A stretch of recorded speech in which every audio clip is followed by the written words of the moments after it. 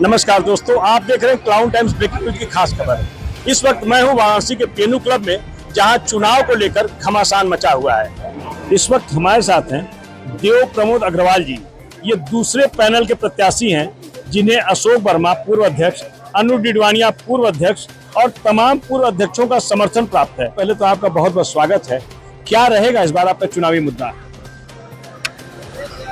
हमारा पहला चुनावी मुद्दा तो ये है कि जो हम लोग यहाँ पे जितने भी वाद विवाद हैं उसको ख़त्म कर एक पारिवारिक माहौल को यहाँ स्थापित कर सकें। दूसरा हमारा मुद्दा है कि जिन मेंबरों को जिनका सदस्यता यहाँ बनी हुई है पर किसी कारण से कुछ टेक्निकल ऐसी प्रॉब्लम है, संवैधानिक रूप से हमारे संग संकट है, हम उसको दूर करके और उनको जल्द से जल्द यहाँ की सदस्यता प्रदान कर सकें और उनका वोटिंग अधिकार जो आज तक रुका हुआ है, हम किसी का नाम नहीं लेंगे जिनकी वजह से रुका है, बट क्या नाम है, हम सबको साथ लेके हम चाहेंगे सबसे पहले उनकी सदस्यता यहाँ उनको प्रदान की जाए, उनका वोटिंग राइट, उनका जो अधिकार बनता है वो उनको दिया जाए। जिन निष्कासित सदस्यों की बात की जा रही है, जिनकी वापसी को लेकर पिछले बार तालेबंदी हुई थी यहाँ पीएनयू क्लब में, उनके बारे में क्या कहना चाहेंगे? निष्कासित सदस्यों का जहाँ तक मसला है, ये बड़ा डिस्प्यूटेड मसला है और इसमें हम लोग सारे जितने भी हमारे पक्ष के हैं या हमारे विपक्ष के हैं, हम चुनाव के पश्चात हम सबके संग बैठेंगे, सबसे वार्ता करेंगे और उसको एक किसी निष्कर्ष से ले जाएंगे। जो हमारी संस्था का, हमारे क्लब का हित में कार्य होगा वही हम लोग करेंगे। हमारा कोई व्यक्तिगत उनसे कोई द्वेष नहीं है, कोई हमारी बुराई नहीं है, पर अगर हमारी संस्था को कहीं से अगर नुकसान होता है तो हम उसको रोकेंगे। अगर हमको कहीं नुकसान नहीं होता है तो हम लोग आपस में राय विचार विमर्श करके उनको जो भी होगा उसका व्यवस्था करेंगे। राजू संड जी जो सचिव पद के प्रत्याशी हैं, इन्हें भी अशोक वर्मा, अनु डिडवानिया का समर्थन प्राप्त है। आइए इनसे भी बात करते हैं कि आपका चुनावी मुद्दा क्या होगा। सबसे पहले तो क्लाउन टीवी के जितने भी लोग हैं, दर्शक हैं, प्रशंसक हैं, उनको मैं अभिवादन करता हूं, प्रणाम करता हूं। साथ ही साथ मैं ये भी बताना चाहता हूं कि हम लोग बहुत सामाजिक संस्थाओं से जुड़े हुए हैं। लगभग बनारस की लगभग सभी सामाजिक संस्थाओं से जुड़े हुए हैं। उत्तर प्रदेश उद्योग व्यापार संगठन का मैं प्रदेश उपाध्यक्ष भी हूँ, लायंस का मैं मेंबर हूँ, मैं रोटरी रह चुका हूँ, जेसी रह चुका हूँ, मैं सब कुछ रह चुका हूँ। हाँ, आपने पूछा कि क्या करेंगे, तो सबसे पहले हमारा ये ध्येय है कि जो हमारे मेंबर्स हैं, लगभग 300-350 मेंबर, जिनके जो आज तक इनरोल नहीं हो पाए हैं किन्हीं कारणों से, उनको हम सबसे पहले क्लब में ले आने का कार्यक्रम करेंगे, प्रोग्राम बनाएंगे, किस तरह से उनको लाना है, पूरी कोशिश करेंगे, जी जान से लग जाएंगे उनको ले आने के लिए। उसके बाद चूंकि मैं इतने सालों से, मेरे पिताजी 40-45 सालों से इस क्लब के सदस्य हैं, बचपन से मैं यहाँ आता रहा हूँ, मैंने हर सिचुएशन को देखा है, स्थिति को देखा है। मैं उसी के अपने अनुभव के अनुसार कोशिश करूंगा, जो भी क्लब के बेटरमेंट ऑफ क्लब जो होता है उसके लिए हम प्रयास करेंगे। पारिवारिक माहौल हमारा उसका दूसरा सबसे बड़ा ध्येय होगा, ताकि एक पारिवारिक माहौल बने। नीलू जी हम लोग के साथ चुनाव लड़ रही हैं, एक महिला इसीलिए हमारे साथ आ रही है कि हम लोग यहाँ पे महिलाएं और तमाम लोगों का जो भी इन्वॉल्वमेंट है वो हमेशा से होता रहे, जिससे कि हमारे क्लब का उत्थान निश्चित हो। पीएनयू क्लब की अगर बात की जाए तो यहाँ किंग मेकर के रूप में अशोक वर्मा, अनु डिडवानिया का दबदबा रहता था और लोग बताते हैं 10 वर्षों से कोई इसमें सेंधमारी नहीं कर पाया था। लेकिन पिछली बार इन लोगों को मुंह की खानी पड़ी थी, लेकिन चुनाव जीतने के बाद फिर पीएनयू क्लब में अशोक वर्मा का दबदबा कायम हो गया और जीते हुए अध्यक्ष पद के प्रत्याशी जो थे वो इनके खेमे में आ गए। अशोक जी, क्या ऐसा आप करते हैं कि सब आपका दबदबा फिर कायम होने जा रहा है? सबसे पहले तो आपका बहुत बहुत धन्यवाद इतना कीमती समय निकालने के लिए। दूसरे, मैं पीएनयू क्लब के सभी बड़े छोटे भाई, सभी सम्मानित सदस्यों को का आभार व्यक्त करता हूँ, उन्हें धन्यवाद देता हूँ, उन्हें प्रणाम करता हूँ कि इतने समय तक उन्होंने, पिछले 10 साल तक हम लोग को कार्य करने का मौका दिया, हम पे भरोसा जताया।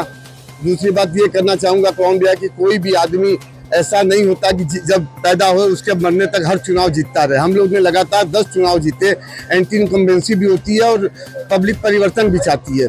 पिछले बार जो टीम आई वो भी हमारे साथ के ही लोग थे, हमसे अलग होकर उन्होंने अलग पैनल बनाया और परिवर्तन का नारा लेके आया। हम लोग को संस्था से प्यार है, हम लोग को पदों से प्यार नहीं है।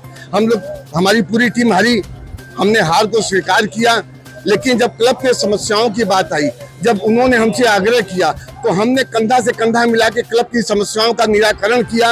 और पिछले 9 महीने में पीएनयू क्लब में एक भी ऐसा काम ये जो वर्तमान अध्यक्ष सेक्रेटरी या इनकी पूरी प्रबंध समिति नहीं बता सकती जिसमें अशोक वर्मा या हमारी टीम का सहयोग न रहा हो।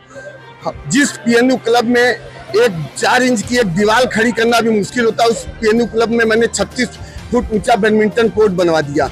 इस बार मैं किसी पद पे नहीं था, लेकिन फिर भी 1963 से जिस पीएनयू क्लब की लीज निलंबित थी, लीज रिन्यूअल नहीं हुई थी, बिना कागजात के पिछले 3 साल से उसका लिए हम लोग केस लड़ रहे थे, भागदौड़ यहाँ से इलाहाबाद तक लखनऊ तक कर रहे थे।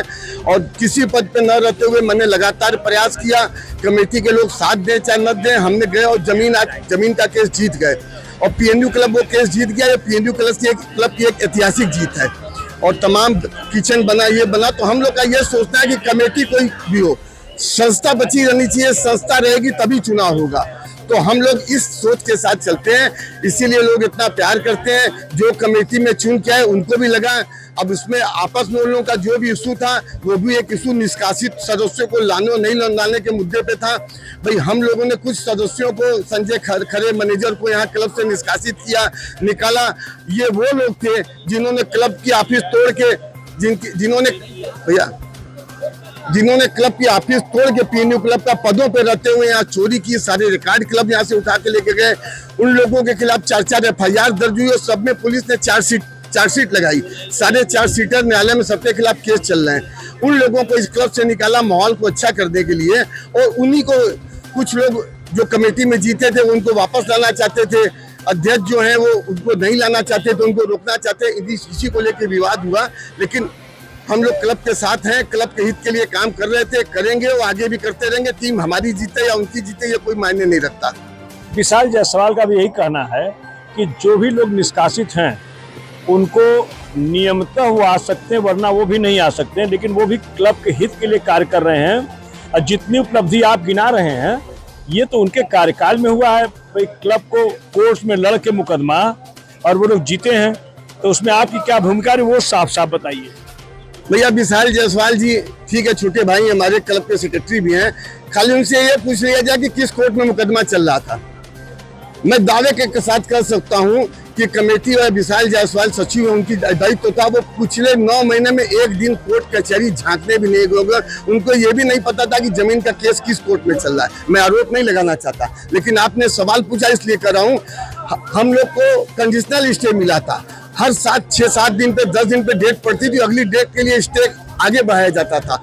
हम लोग 4-4 घंटा जाके बहस करवाना, बहस तैयार करवाना, तारीख लेना, स्टे आगे बढ़ाना, काम करते रहे। मैं इसका श्रेय भी नहीं लेना चाहता, तो ये काम हमने किया। यहाँ पे ये लोग किचन का निर्माण करवा रहे थे, उसका रेनोवेशन करवा रहे थे, कैंटोनमेंट से लोग आए, सारा सामान सीज करके ले जा रहे थे।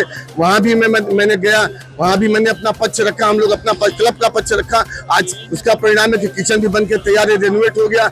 और जो जिस बैडमिंटन कोर्ट की बात कर रहा हूँ वो मेरे पिछले कार्यकाल में बना था, उस समय कमेटी वजूद में नहीं थी। उसके अलावा तमाम समस्याएं हैं जिसपे मैंने कार्य किया। और यहाँ तक कि क्लब जो चिटफंड सोसाइटी के रजिस्ट्रार और लोग भी कहते थे कि वर्मा जी आप इन लोग के खिलाफ लड़के, आप इनकी पैरवी क्यों कर रहे हैं? तो मैंने कहा कि मैं इनकी पैरवी नहीं कर रहा हूँ, मैं संस्था की पैरवी कर रहा हूँ। जब तक चुनाव नहीं हुआ तब तक हम लोग आमने सामने 2 गुट थे, लेकिन चुनाव होने के बाद ये हमारे अध्यक्ष सेक्रेटरी हैं, मैं उनका सम्मान कर रहा हूँ और आगे भी हम यही करेंगे। ये हमारे संस्कार है, ये हमारा कल्चर है और हम पीएनयू को एक परिवार मानते हैं। 30 लोगों की मेंबरशिप आपके पुराने कार्यकाल ने दिया जो भी चुनाव मैदान में है, उन बेचारे सदस्यों का क्या दोष है जो उनको चुनाव नहीं लड़ने दिया जा रहा है? इस पर आप क्या कहना चाहेंगे? आपने बड़ा गंभीर और बहुत सटीक सवाल पूछा है। ये दरअसल क्या हो रहा है ना, इसके बारे में मैं 2 मिनट का समय लेके आपको बताना चाहूंगा कि क्लब में एक नियम है, ब्लैक बॉल व्हाइट बॉल का। क्लब 1930 में क्लब का संविधान रजिस्टर्ड हुआ था और 1930 के बाद ये दुर्भाग्य कि आज तक कभी संविधान को दोबारा संशोधित नहीं किया गया। एक बार मैंने करने का प्रयास किया गया, उसको स्टे लगवा दिया गया हाई कोर्ट से। तो उसमें तमाम तरह की खामियां थी। उस समय कुछ ऐसे नियम बने थे जो आज उसको न तो किसी को जानकारी थी, न उनको उनके कार्यान्वित करना अभी संभव है। उसी नियमों को हवाला देते हुए 2013 से 16 तक जितने मेंबर बने थे उनको वोटिंग मताधिकार पर रोक लगा दी गई। किस लिए लगा दी गई? इसलिए लगा दी गई कि वो मेंबर अशोक वर्मा के बनाए हुए थे, अगर उनको वोटिंग राइट दिया जाएगा तो अशोक वर्मा को हराना मुश्किल हो जाएगा, क्योंकि मैंने इतना काम किया था, इसलिए उनका मताधिकार छीन लिया गया। उसके बाद मैंने फिर एफिडेविट सबकी दाखिल करवाई, फिर 2017 में उनको चुनाव मताधिकार दिया। 2017 में डॉक्टर संजीव सिंह जो आज उस पैनल से चुनाव लड़ रहे हैं, वो हाई कोर्ट गए और इसको चैलेंज किया कि ये मेंबर गलत बने हुए, इनका नियमों का इनको बनाने में पालन नहीं हुआ। हाई कोर्ट से दोबारा उस मेंबरों का नाम कटवा दिया गया। फिर हम लोग ने ब्लैक बॉल व्हाइट बॉल की, हमने प्रयास सारे किए उन मेंबरों के लिए ब्लैक बॉल व्हाइट बॉल की कि क्लब की नियमावली के अनुसार उनको सदस्यता प्रदान की जाए। उसका परिणाम क्या हुआ, फिर उनको लगा कि अब तो इनको मताधिकार मिल जाएगा, तो क्लब की ऑफिस का ताला तोड़ के पूरा रिकॉर्ड उठा के चोरी करके ले गए। उसकी जांच हुई, इसमें चार्जशीट लगी है कि चोरी हुई है, रिकॉर्ड, फिर वो मेंबर नहीं बन पाए। हमने जब चुनाव करवाया, सारे लोगों को मताधिकार दिया, हर आदमी वोट दिए, और उसी में जिनका आज वोटिंग राइट छीना गया है, एक आलोक शाह ऐसे भी जो मेरे खिलाफ अध्यक्ष का चुनाव भी लड़े, उनको भी मैंने मताधिकार दिया। और सबसे गंभीर विषय तो ये, अभी पिछली बार इसी कमेटी ने हम लोग से निवेदन किया कि आप लोग ने जो संविधान संशोधन करके रखा उसको दीजिए, हम लोग उसको लागू करेंगे। हम लोग ने उसकी मदद की कि आप संविधान संशोधन लागू कीजिए, हम लोग आपके साथ हैं। संविधान संशोधन हुआ या यहाँ पास हो गया, फिर उन्हीं विशाल जायसवाल के एक मित्र रवि जायसवाल ने जाके रजिस्ट्रार सहायक निबंधक किया, उस पर आपत्ति दाखिल कर दी कि इसे पास न किया जाए, और फिर 300 लोगों का मताधिकार रुक गया। और सबसे बड़ी बात तो ये है कि विशाल जायसवाल जी ने, जो अभी वर्तमान में सचिव है, इस साल जो अपने कार्यकाल में 30 मेंबर बनाए, उनको भी वोटिंग राइट नहीं दिया, उनका भी नाम मतदाता सूची से काट दिया, जबकि उनके ऊपर तो कोई रोक नहीं है। ये हास्यास्पद है। ये लोग की ये मंशा है कि किसी भी तरह, पिछली बार भी ऐसे ही 400 लोगों पे चुनाव कराया गया, 300 लोगों का मताधिकार छीन लिया गया। उसी का परिणाम था कि मुझे हार का सामना देखना पड़ा, और इस बार इसी दुष्चक्र में शामिल है।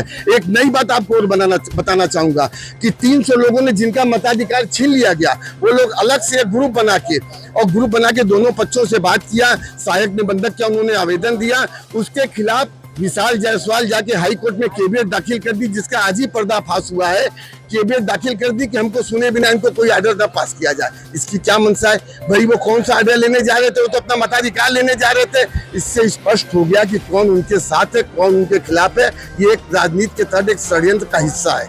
ये अनुज डिडवानिया जी हैं, ये भी किंग मेकर की भूमिका में रहते हैं। पिछली बार तो आप लोग को हार का सामना करना पड़ा। अनुज जी, इस बार आपका क्या चुनावी मुद्दा रहेगा और मतदाता आपको क्यों जिताएंगे आपके पैनल को? क्राउन टाइम्स के सभी दर्शकों को नमस्कार। हम लोग का मुद्दा हमेशा से विकास का रहा है, ईमानदारी का रहा है और पारदर्शी का रहा है। पिछली बार हम लोग जरूर चुनाव हार गए थे, लेकिन हम लोग उसके बाद भी पॉजिटिव थे और अपने क्लब के जो भी हित में होता था उसके लिए लगातार कार्य कर रहे थे। हम लोगों ने इसी बीच में, जबकि हम लोग सत्ता में नहीं थे, तब भी हम लोगों ने पूरी ज़मीन को रिलीज कराया। इसके अलावा बहुत सारे जो मुद्दे थे, जो लड़ाई चल रही थी, हम लोगों ने साथ साथ रह के पूरा कराया। हमारे जो वर्तमान साथी हैं उन लोगों ने भी पूरा प्रयास किया और हम लोगों ने भी सबने मिल के इसको पूरा प्रयास करके मुक्त कराया।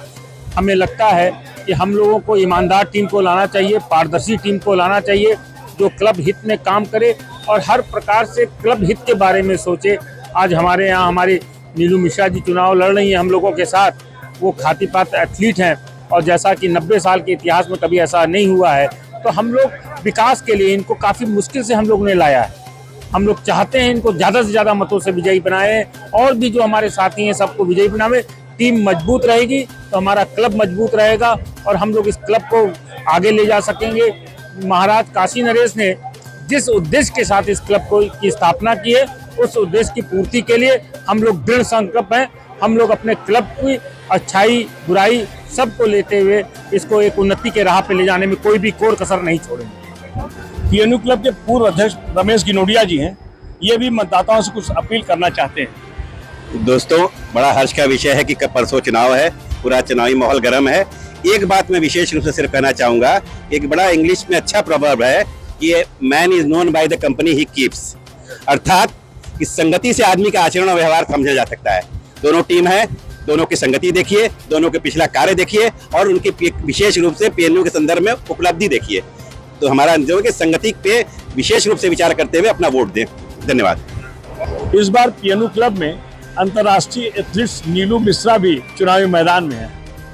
हम आपसे जानना चाहेंगे कि ये पीएनयू क्लब ऐसा क्लब रहा है जहां पहले बनारस क्लब के लोग सदस्यता नहीं लेते थे, पीएनयू क्लब की सदस्यता लेते थे, और इतने लंबे अंतराल के बाद आप चुनावी मैदान में हैं एक नारी शक्ति के रूप में। क्या कारण है कि बनारस क्लब के लोग यहाँ नहीं आते जबकि बहुत सारे कॉमन लोग दोनों जगह हैं? बिल्कुल, जैसे जो मुझे जानकारी कि महाराजा बनारस के द्वारा ये क्लब शुरुआत किया गया था। जब बनारस क्लब बना तो वहाँ पे लिखा था कि इंडियन गो बैक, कि वहाँ पे इंडियन लोगों को अलाउ नहीं था। तो उसके कारण ये क्लब का स्थापना हुआ था कि नहीं, हमारे यहाँ के जो हमारे कंट्री के, हमारे काशी के जो निवासी हैं उनका एक क्लब होना चाहिए। एक अच्छी मंशा के साथ शुरू किया गया और ये एक ज़माने में पीएनयू क्लब का एक बहुत अच्छा रेपुटेशन था। और मैं भी करीब काफ़ी सालों से यहाँ पे मेंबर हूँ। तो शुरुआती दौर पे मुझे भी अच्छा लगता था आना, लेकिन कहीं ना कहीं बीच में कुछ ऐसी चीज़ें हुई, शायद मिसमैनेजमेंट हुआ। सबने बहुत अच्छा किया, सबने अपनी पूरी कोशिश की कि अपना बेस्ट दें, लेकिन होता है समय के साथ साथ सुविधाएं बढ़ती हैं, समय के साथ साथ लोगों की डिमांड बढ़ती है। और आजकल हम लोग एकदम न्यूक्लियर समय में चल रहे हैं, तो न्यूक्लियर वाली बात होती है तो पब्लिक उसी तरह की चीज़ें चाहती है। हम लोगों की यही सोचती है। और स्पेशली मेरे ख्याल से 96 ईयर्स का इतिहास है, कोई महिला अभी तक प्रत्याशी नहीं बनी। तो एज ए एथलीट मैंने एक शुरुआत की है कि ये वुमेन फ्रेंडली क्लब बनना चाहिए, जहाँ पे महिलाएं अपनी फैमिली के साथ, अगर हस्बैंड नहीं है तो अपने बच्चों के साथ निडर होकर के यहाँ पे आए, यहाँ की स्पोर्ट्स एक्टिविटी में पार्टिसिपेट करें। यहाँ खेल मैदान बहुत अच्छा है, यहाँ का जिम बहुत अच्छा है और यहाँ का खाना बहुत अच्छा है। और छोटे छोटे गेम्स हैं, आप बैडमिंटन ले सकते हैं, टेबल टेनिस ले सकते हैं, शतरंज ले सकते हैं, कैरम है, बहुत सारी खेल की सुविधाएं हैं जो हमारे मेंबर्स को नहीं मिल पाती है। तो मैं अगर जीत जाती हूँ और हमारी टीम आती तो मैं यही कोशिश करूँगी कि डेली फिटनेस क्लास सुबह, चाहे योगा के रूप में जो भी एक, क्योंकि सारे मेंबर्स बहुत सीनियर्स हैं, वो एक होनी चाहिए।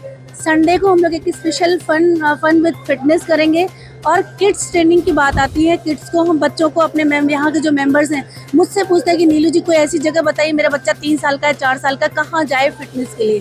तो मेरी ये कोशिश रहेगी कि एक छोटा सा किड्स फिटनेस ट्रेनिंग सेंटर भी हम लोग अपने मेंबर्स के लिए बना दें, ताकि यहाँ मैदान बहुत अच्छा है, उसका भरपूर जो प्रयोग होना चाहिए। वो एक कॉन्सेप्ट शायद अभी तक लोग लाए नहीं, स्पोर्ट्स कल्चर यहाँ पे अभी नहीं डेवलप हो पाया है। कुछ 1-2 गेम है बैडमिंटन के अलावा, बाकी अभी नहीं कर पाए।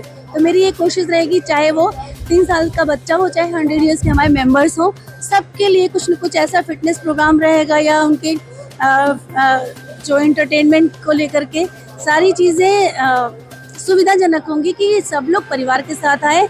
और जो क्लब का डिसिप्लिन है, हमारी टीम, हमारे अध्यक्ष जी, हमारे सचिव जी, देव प्रमोद भैया का इतिहास मैं बताना चाहूँगी। 1988 से बनारस का कोई ऐसी संस्था नहीं रही है जिसमें आप अध्यक्ष के रूप में ना रहे हो। और बहुत डिसिप्लिन वे में काशी में इनका बहुत सालों का सपोर्ट रहा है। बहुत सारी चीज़ें इन्होंने जो आज हो रही हैं, बहुत साल पहले काशी की जनता को लाभ देते आए हैं। मेरा एक अपील है हमारे मेंबर्स के लिए कि मतदान के दिन बिल्कुल टाइम वेस्ट न करें, घर से ज़रूर निकले। 100 जितनी अच्छी वोटिंग होगी उतना अच्छा रिजल्ट आएगा। ये नीलू जी के हस्बैंड आनंद दुबे जी। आनंद जी, इस बार पहली बार एक महिला चुनावी मैदान में, वो भी आपकी पत्नी है। पीएनयू क्लब का एक अच्छा माहौल रहा है, लेकिन यहाँ पे बहुत सारे ऐसे लोग हैं जो आ ही नहीं रहे हैं। क्या कहना चाहेंगे इस बार चुनाव में? देखिए, पहली बार तो ये क्लब के इतिहास में पहली बार ऐसा हो रहा है कि कोई महिला खड़ी हो रही है। और मैं इस क्लब में आता था लेकिन मैंने आना बंद कर दिया, क्योंकि अगर हम अंदर आते थे तो मुझे लगता नहीं था कहीं से भी कहीं पारिवारिक माहौल है या कुछ है। एक महिला के आने से बहुत फर्क पड़ जाएगा। रात के 10 बजने को हैं। पीएनयू क्लब में चुनाव को लेकर काफी गहमा-गहमी का माहौल है। अशोक जी, आपके साथ पूरी टीम खड़ी है, क्या कहना चाहेंगे मतदाताओं से? हम लोग बम्पर तरीके से जीत रही है, हमारी पूरी टीम जीत रही है। मतदाताओं से अपील है कि भारी संख्या में आके अपने मताधिकार का प्रयोग करें और क्लब के एक अच्छा वातावरण, एक अच्छा माहौल बने, फैमिलियर माहौल बने, उसके लिए हम लोग का आशीर्वाद, अपना सहयोग दें। Vote for PNU, vote for PNU. आप देख सकते हैं हर हर महादेव के उद्घोष के साथ पीएनयू में चुनाव का माहौल है। अब तो ये परसों तय होगा कि जीत का सेहरा किसके सिर बचता है। पीएनयू क्लब में चुनाव को लेकर घमासान मच गया है। इस वक्त हमारे साथ हैं पूर्व सचिव, जो इस बार अध्यक्ष के प्रत्याशी हैं, विशाल जायसवाल। विशाल जी, क्या है आपका चुनावी मुद्दा और पिछले कार्यकाल में क्या आपकी उपलब्धि रही है और आने वाले कार्यकाल में आप क्या करने वाले हैं। नमस्कार साथियों, और बहुत बहुत आप लोग को बधाई हो अशोक भैया कि आपका क्लाउन टीम पूरा हम लोग को कवरेज करने आया। इस बार की जो हम लोग की उपलब्धियां रही हैं वो ग्रॉस लेवल पे रही हैं। जैसे जीएसटी का मुद्दा था वो हम लोगों ने 50% क्लियर कर दिया है। उसके बाद हमने अपने किचन को बहुत इम्प्रूव किया है। उसके बाद 290 मेंबर जो हमारे रह गए हैं उनके लिए भी हम लोग इस बार जोरदार प्रयास कर रहे हैं। विशाल जी, एक बड़ा सवाल है जो आपके विरोधी पैनल के लोगों का कहना है कि 30 नए सदस्यों को आपने सदस्यता दी है और उनको मतदान का अधिकार नहीं मिल रहा है। दूसरे आप ही के कार्यकाल में तमाम ऐसे निष्कासित लोगों की वापसी को लेकर के क्लब में ताला बंद हुआ था। इन दोनों मुद्दों पर 2 टूक सवालों का जवाब दीजिए ताकि आपके विरोधी जो लोग हैं उनको एक बड़ा संदेश जाए। पहले तो भैया ये समझ लीजिए कि हमारे कार्यकाल में जितने भी मेंबर बने हैं वो हम उनको इनरोल नहीं कर पाए। उसका कारण कुछ हमारे एडीएम सिटी साहब के द्वारा दिए गए जो आदेश था वो हाई कोर्ट में लोग उस पर रीट दाखिल कर चुके थे, उस पर स्टे लगा चुके थे, इसलिए हम उनको नहीं करा सकते थे, इसलिए वो नहीं हो पाए। और रह गई बात निष्कासित वाले मुद्दों की, तो निष्कासित के जितने भी निष्कासित मेंबर हैं वो जब तक उनके ऊपर जो भी दोष या आरोप लगे हुए हैं, ये बहुत पहले से लगे आ रहे हैं, हमारे रिजिम के नहीं लगे हैं, तो वो जब तक कोर्ट से उनका फैसला नहीं आएगा कोई हम लोगों में कोई उनको एंट्री दिलाने की कोई बात नहीं करता। एक और सवाल है, पूर्व में कर्मचारी हैं संजय खरे, जिनके बारे में ये प्रचारित किया जा रहा है कि वो आपके लिए प्रचार कर रहे हैं, इस पर आप क्या कहना चाहेंगे। अब भैया संजय खरे को तो हमसे मिले हुए कम से कम 3-4 साल हो गए हैं, और संजय खरे आज क्यों हमारा प्रचार कर रहे हैं या क्यों लोग करवा रहे हैं इसके बारे में हम नहीं जानते। अगर कोई पोस्ट कोई उठा के फेसबुक में डाल देता है तो उसमें मेरी कोई गलती नहीं है, और संजय खरे क्या किए हैं क्या नहीं किए हैं ये सारे क्लब के मेंबर और सारे वरिष्ठ लोगों को मालूम है। महामंत्री जी, बात 80 लाख के गमन के आरोपी कुमार सौरभ के बारे में भी है कि वो भी आपके पक्ष में लामबंद हो चुके हैं और प्रचार में जुटे हैं, उनके बारे में कुछ बताइए। बहुत अच्छी बात है भैया, अगर ये सब लोग मान लिया है कि 80 लाख रुपए का वो गमन किए हैं, और हमारे क्लब में आज तक फाइनेंस की इतनी दिक्कत रही है कि हम अगर ये मान लें कि 80 लाख रुपए क्लब में आया तो कम से कम 2 करोड़ 3 करोड़ रुपए क्लब में आता होगा, तभी 80 लाख रुपए वो लिया होगा। इसके पहले की जितनी कमेटियां थी सब जीरो बैलेंस पे चल रही थी, और 80 लाख रुपए का गमन करने वाला अगर 10 लाख रुपए की एफडी छोड़ के जाता है तो आपको ये पता होना चाहिए कि इस क्लब में कितना गमन हुआ है। यानी कुमार सौरभ की वापसी होनी तय है। कुमार सौरभ की वापसी, फिर वही बात आ जाती है, कुमार सौरभ के ऊपर जो भी चार्जेस लगे हैं वो हिसाब देंगे, हिसाब उनका आया भी है और वो रजिस्ट्रार के यहाँ भेजा भी गया है। अब उसको रजिस्ट्रार अपने से आकलन कराएंगे, वो उस पर ऑब्जेक्शन नो ऑब्जेक्शन सब उनको देना है। हमारे क्लब का कोई मेंबर और कोई कमेटी मेंबर उस पर कुछ नहीं कर सकता। तो ये रहे अध्यक्ष पद के प्रत्याशी विशाल जायसवाल, जिन्होंने क्लाउन टाइम के सभी सवालों का काफी साफगोई से जवाब दिया है, और ऐसा नहीं कि चुनाव एक तरफा है, कांटे की टक्कर होनी है। सचिव से हम बात करेंगे, इनका क्या एजेंडा है। राजीव खन्ना जी काफी युवा लग रहे हैं और लग रहा है कुछ करेंगे, और खत्री समाज के अध्यक्ष भी हैं। आइए इनसे बात करते हैं कि आपका क्या चुनावी एजेंडा है और क्लब के सदस्यों के लिए आपका संदेश क्या है जो आपके मतदाता हैं। भैया, सबसे पहले तो मैं आपको बहुत बहुत बधाई देना चाहूँगा, क्योंकि आपका ये जो क्लाउन टाइम है ये काफ़ी लोकप्रिय है, और आपकी कोई भी न्यूज़ होती है वो तुरंत वायरल होती है। अशोक जी, आप खुद में बहुत लोकप्रिय हैं, और हमारे एजेंडे तो बहुत सारे हैं सर। सबसे पहला एजेंडा हमारा ये है कि जो 290 प्लस मेंबर्स हमारे हैं, जिनको अभी तक 10 साल पहले से लोगों ने बनाया, आज तक एनरोल नहीं करा पाए, हम लोग ने अपना संकल्प पत्र घोषित किया, जो मैं आपको दे भी दूंगा। 31 दिसंबर से पहले हम लोग पूरा प्रयास करेंगे उन लोग एनरोल कराने का। अगर कोई किसी कारण से 31 दिसंबर तक हम लोग को नहीं करा पाते हैं एनरोल, तो 1 जनवरी से हम लोग 100% उनसे क्लब की कोई भी फीस नहीं लेंगे और उनकी सेवाएं यथावत चालू रहेगी। हमारा पहला एजेंडा ये है। नंबर 2 एजेंडा हमारा क्या है? नंबर 2 हमारा एजेंडा है क्लब में अकाउंट्स की ट्रांसपेरेंसी का। ये जो गबन लगते आ रहे हैं, ये लगते आ रहे हैं, इस क्लब से कैश का लेन देन एकदम खत्म कर दूंगा। 16 तारीख की बात से मैं आपके सामने बोल रहा हूँ, कोई भी चीज यहाँ कैश में नहीं होगी। यहाँ 2000 रुपए से ऊपर की कोई भी पेमेंट होगी उसकी पेमेंट चेक द्वारा होगी। जितने स्टाफ यहाँ पर है जिसको कैश में सैलरी दी जा रही है उस सबको अकाउंट खोल के चेक से सैलरी दी जाएगी। 3 महीने की बैलेंस शीट यहाँ अकाउंट में लगी रहेगी। क्लब का क्यों विकास नहीं हो पा रहा है, यहाँ के मेंबर इतने अच्छे हैं, यहाँ के आधे मेंबर बनास के भी मेंबर जो परिवार लेके वहाँ जाते हैं लेकिन यहाँ नहीं आ पाते हैं। यहाँ डिसिप्लिन नहीं है, डिसिप्लिन भी यहाँ बनाया जाएगा, अनुशासन भी लाया जाएगा और सबसे बढ़िया आप 1 साल हमें काम करने का मौका दीजिए, इस क्लब को ऊंचाइयों पर लेकर जाएंगे। हम आपको एक बहुत बड़ी चीज बताना चाहते हैं। जो आपके पुराने पीएनयू क्लब के सदस्य हैं, चाहे डॉक्टर अनुराग टंडन हो, चाहे दीपक मधोक हो, चाहे बाबा मधोक हो, एक दौर वो था जब पीएनयू क्लब की सदस्यता के लिए मारामारी हुआ करती थी और आप भी वही बात कर रहे हैं कि वो लोग मतदान करने नहीं आ रहे हैं। क्या इस बार ऐसे लोगों को मतदान करने के लिए आप आमंत्रित करेंगे? बनारस का हर अच्छा व्यक्ति इस बार मतदान करने आएगा। अब देखिए कितना जोश है। और ये जो चुनाव होने जा रहा है, ये हम लोग चुनाव नहीं लड़ रहे हैं, ये कोई जाति का चुनाव नहीं है, ये कोई समाज चुनाव नहीं लड़ रहा है, ये यहाँ के क्लब के मेंबर चुनाव लड़ रहे हैं। और देखिएगा जनता कह रही है कि सिंहासन खाली करो, जनता आ रही है। क्या बात है,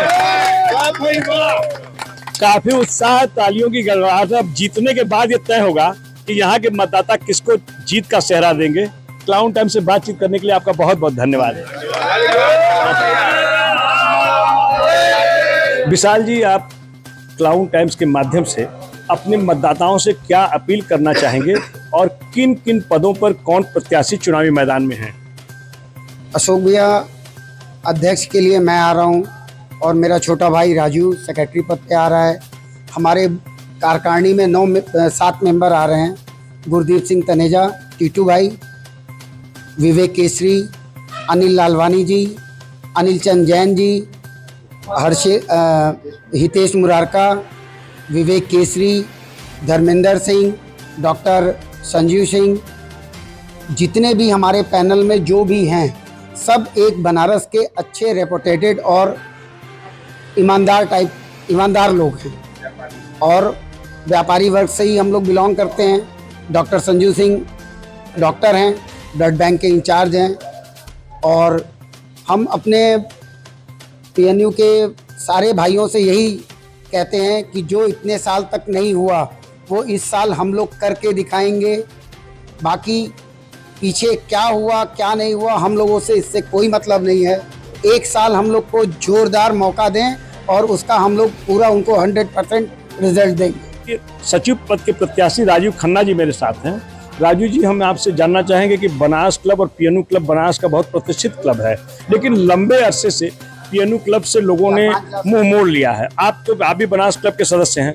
हम जानना चाहिए जो ऐसे सदस्य जो दोनों क्लबों में हैं, ऐसे प्रतिष्ठित लोगों को इस बार मतदान में बुलाने के लिए क्लाउन टाइम्स के माध्यम से क्या अपील करना चाहेंगे? मैं पहले तो इन जितने भी प्रतिष्ठित बनारस के लोग हैं, हम लोग पूरी टीम के साथ उनके घर में गए हैं, उनसे मिलने गए, उनके प्रतिष्ठान में मिलने गए, उनसे हम लोग ने पर्सनल लेवल पे भी अपील की है।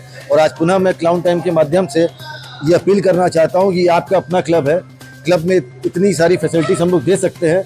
आप लोग पुराने लोग आइए, क्लब को अपना कैसे हम लोग और इसको आगे उन्नति को ले चलें, ये मैं सबसे अपील करना चाहूँगा आपके माध्यम से। पीएनयू क्लब के चुनावी घमासान में 2 पैनल काफी दमखम के साथ चुनाव लड़ रहे हैं, लेकिन सरदार सुरेंद्र सिंह भी किसी से कमजोर नहीं, ये निर्दल प्रत्याशी के रूप में चुनावी मैदान में है। आइए इनसे भी बात करते हैं, इनका चुनावी मुद्दा क्या होगा। सबसे पहले आप इस बनारस की आवाज़ हैं और जन जन को आप पहुंचाते हैं, तो मीडिया सबसे बड़ा अच्छा माध्यम है। और मैं निर्दल इसलिए आया हूं कि मैं ना हत्यारोप या प्रत्यारोप के लिए नहीं आया हूं। मैं यहाँ का 17 साल 16 साल पुराना मेंबर हूं और मैं हर टीम हर लोगों के साथ सहभागिता निभाता गया।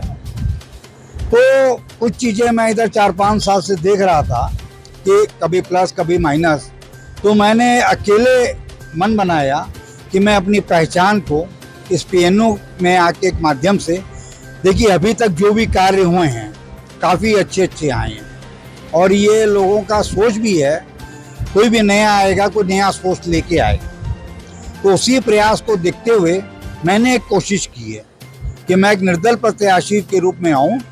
भाई बाकी जो आएंगे वो मेरी टीम के साथ ही रहेंगे, चाहे इस पक्ष के लोग हों चाहे उस पक्ष के लोग हों, और पक्ष कोई नहीं है, सब मेरे मेंबर हैं और सब मेरे कई छोटे भाई भी हैं, कुछ बड़े भाई भी हैं, तो सब मेंबर्स हैं।